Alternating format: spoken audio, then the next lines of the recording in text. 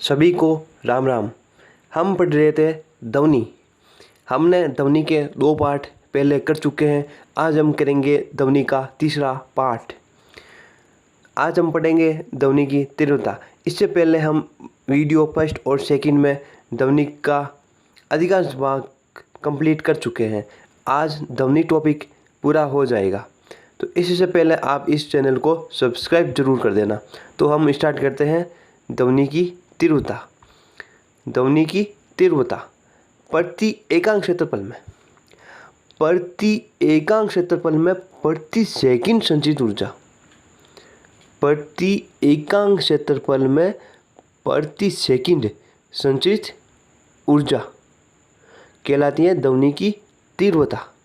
I बराबर ऊर्जा upon क्षेत्रफल गुणा समय। I बराबर ऊर्जा अपॉन क्षेत्रफल गुणा समय। ऊर्जा का मात्रक होता है जूल, क्षेत्रफल मीटर स्क्वायर गुणा सेकंड। तो जूल को हम लिख सकते हैं वाट बट्टा मीटर स्क्वायर। अब पूछा जाता है कि ध्वनि की तीव्रता की परास कितनी होती है। 10⁻12 वाट मीटर स्क्वायर से 1 वाट मीटर स्क्वायर। ये थी ध्वनि की तीव्रता। ध्वनि की तीव्रता प्रति एकांक क्षेत्रफल में प्रति सेकंड संचित ऊर्जा। प्रति एकांक क्षेत्रफल में प्रति सेकंड संचरित ऊर्जा। I बराबर ऊर्जा बट्टा क्षेत्रफल गुणा समय। क्षेत्रफल मीटर स्क्वायर, समय सेकंड। ऊर्जा का मात्रक जूल बट्टा मीटर स्क्वायर गुणा सेकंड बराबर वाट अपॉन मीटर स्क्वायर। तीव्रता परास बराबर 10⁻12 वाट मीटर स्क्वायर से 1 वाट मीटर स्क्वायर।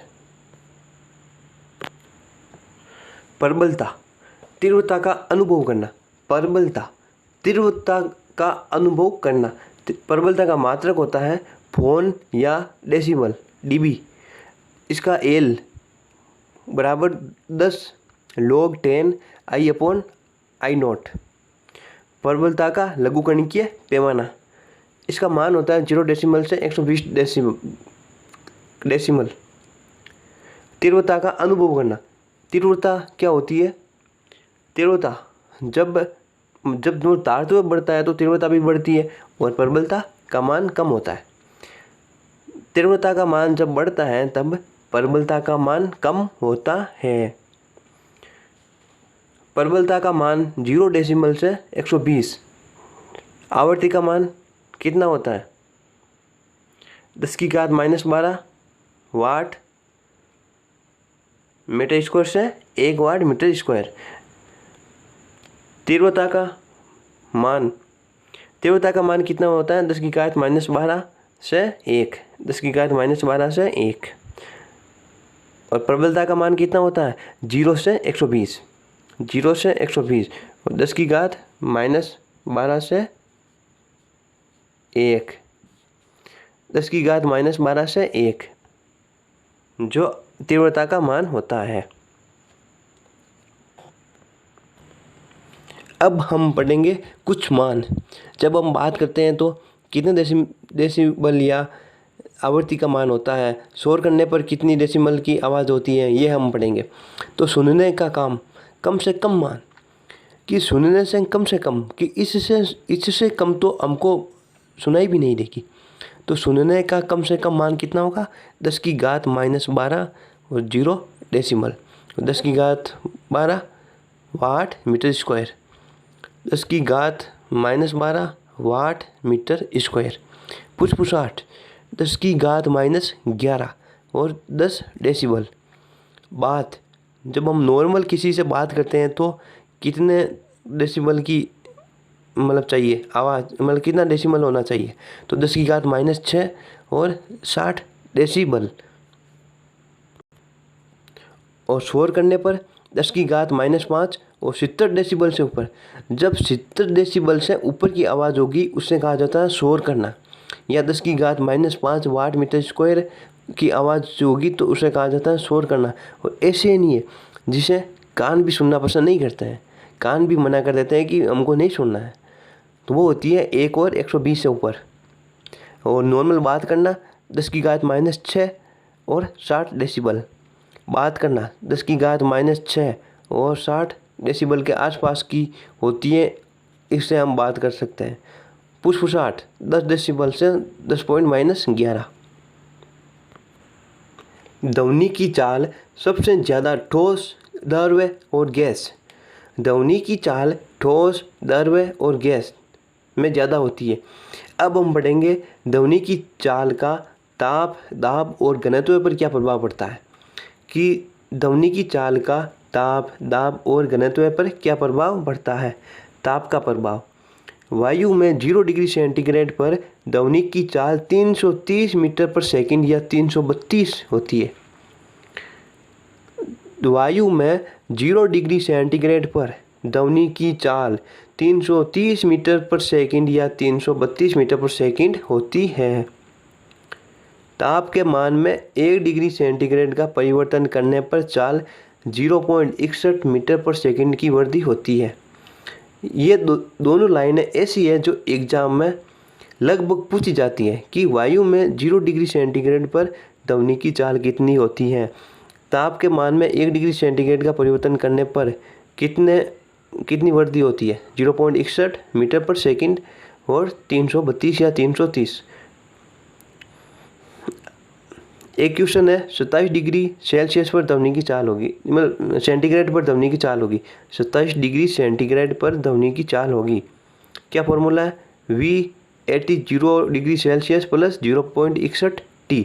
0.61 क्या है यहाँ पर कि ताप के मान में 1 डिग्री सेंटीग्रेड का परिवर्तन करने पर चाल 0.61 मीटर पर सेकंड की वृद्धि होती है।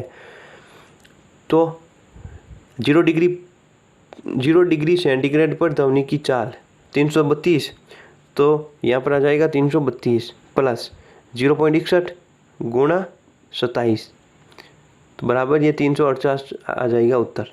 ऐसा क्वेश्चन पूछा जाता है ध्वनि की चाल से संबंधित।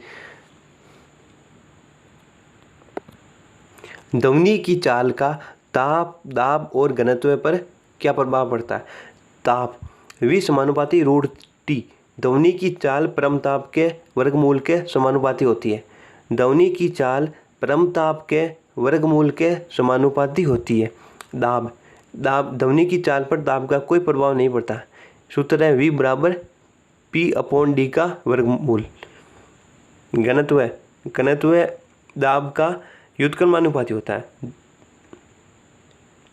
जब हम ध्वनि की चाल को बढ़ाते हैं तो घनत्व कम हो जाता है, और जब हम घनत्व को बढ़ाते हैं तो ध्वनि की चाल कम हो जाती है। यह है ताप, दाब और घनत्व जो ध्वनि की चाल पर कैसे प्रभाव डालते हैं। यह है हमारा ध्वनि का लास्ट टॉपिक रहेगा। उसके बाद में ध्वनि कंप्लीट हो जाएगी। ध्वनि तरंगों का परावर्तन, अपवर्तन, बहुल परावर्तन, व्यक्तीकरण एवं विवर्तन संभव है, लेकिन ध्वनि की अनुदैर्ध्य प्रकृति होने के कारण ध्रुवण संभव नहीं है। ध्वनि तरंगों का परावर्तन, अपवर्तन, बहुल परावर्तन, व्यक्तीकरण एवं विवर्तन संभव है, लेकिन ध्वनि की अनुदैर्ध्य प्रकृति के कारण ध्रुवण संभव नहीं है। यदि हमको नाम याद रखना है तो ड से द मिला लो। द ध्वनि और ध्रुवण जो संभव नहीं है, बाकी ध्वनि में सभी संभव है।